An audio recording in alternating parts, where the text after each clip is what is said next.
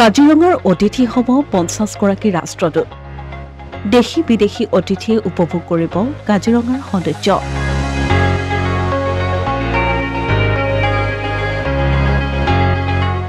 অতিথিক আদৰিবলৈ বিৰামহীন ব্যস্ততা কাজিৰঙাত।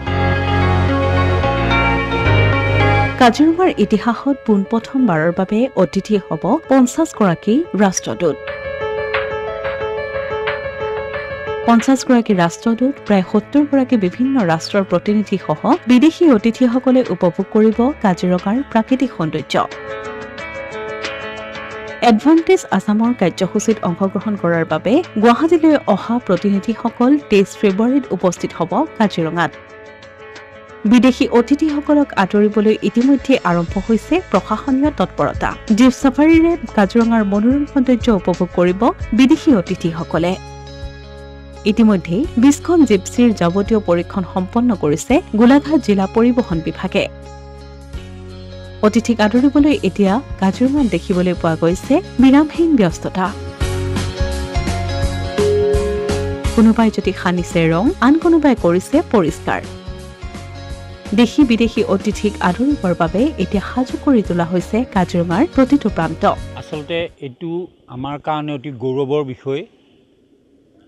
কাজিৰঙা ৰাষ্ট্ৰীয় উদ্যানত দৰ্শনৰ বাবে বিশ্বৰ ৫০খন ৰাষ্ট্ৰৰ ৰাষ্ট্ৰদূত অহা ২৪ তাৰিখে এই কাজিৰঙাত আহি উপস্থিত হ'বহি।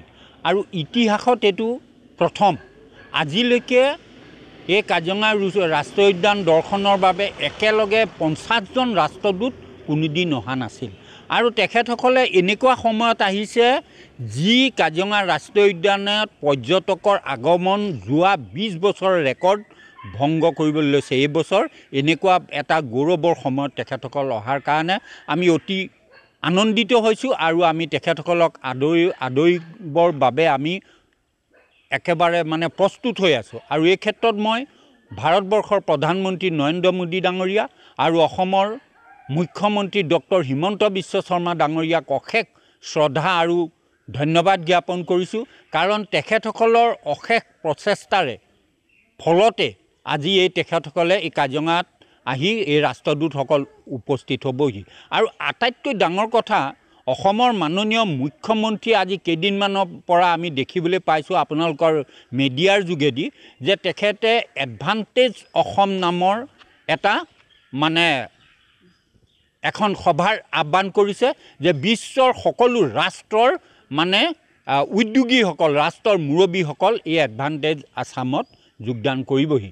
আৰু এইটো তাৰ কাৰণে আমাৰ বৰ আনন্দিতৰ বিষয়। কাৰণ কাজিৰঙাখন আৰু অসমখন দুপে আৰু উন্নতি হৈ যাব বুলি আমি আশা কৰিছোঁ। এইটো বৰ আশাৰ বতৰা। কাৰণ তেখেতসকল সেই ৰাষ্ট্ৰদূতসকলে কাজিৰঙা ৰাষ্ট্ৰীয় উদ্যান দৰ্শন কৰাৰ পাছত তেখেতসকলৰ ৰাষ্ট্ৰৰ জনসাধাৰণৰ মাজত এটা শুভবাৰ্তা দিব যে কাজিৰঙা ৰাষ্ট্ৰীয় উদ্যান পৃথিৱীৰ ভিতৰতে এখন অতি মনোৰমা প্ৰাকৃতিক সৌন্দৰ্যৰে ভৰা ৰাষ্ট্ৰীয় উদ্যান, বিশ্ব ঐতিহ্য ক্ষেত্ৰ, অতি চাবলগীয়া আৰু খুব শান্তৰ পৰিৱেশ। আৰু অসমো শান্ত পৰিৱেশ, কাজিৰঙাৰো বৰ্তমান শান্ত পৰিৱেশ, ইমান সুন্দৰ। গতিকে সকলো বিশ্বৰ বিভিন্ন ৰাষ্ট্ৰৰ জনসাধাৰণক তেখেতসকলে আহ্বান জনাব। আমি আশা কৰিছোঁ যে কাজিৰঙা ৰাষ্ট্ৰীয় দৰ্শনৰ বাবে আৰু অসমৰ বিভিন্ন পৰ্যটকথলী দৰ্শনৰ বাবে তেখেতসকলে আহ্বান জনাব। আৰু আমি আশা কৰিছোঁ অহা ২৬-২৭ বৰ্ষৰ পৰ্যটন বৰ্ষ আমাৰ অতি সুন্দৰ হ'ব বুলি আমি আশা কৰিছোঁ। অসমীয়া প্ৰতিদিন ডিজিটেল সংবাদ, কাজিৰঙা।